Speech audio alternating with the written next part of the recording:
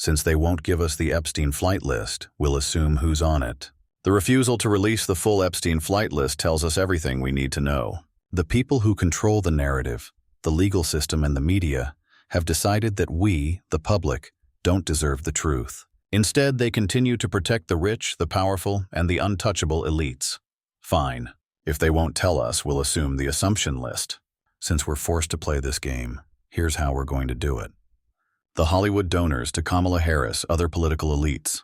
If you are a Hollywood elite who funded Kamala Harris or any high-level political figures, we assume you're on the list. Why? Because Hollywood and politics have long been tied to secret dealings, and the entertainment industry has been repeatedly exposed as a hub for abuse, exploitation, and child trafficking.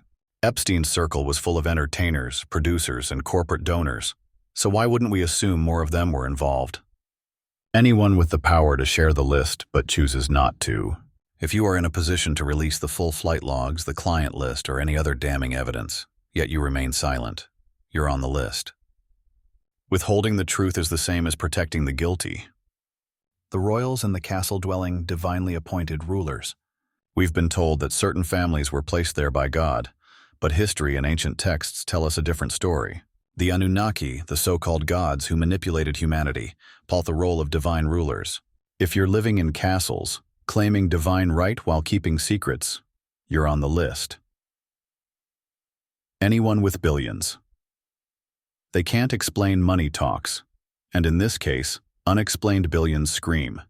If you've amassed untouchable wealth through obscure means, through blackmail networks, or by being protected by the same legal systems that refuse to expose the Epstein network, you're on the list. Anyone in photos with Jeffrey Epstein or Ghislaine Maxwell. If you've been photographed with Epstein or his handler, Ghislaine Maxwell, we assume you had a relationship with them.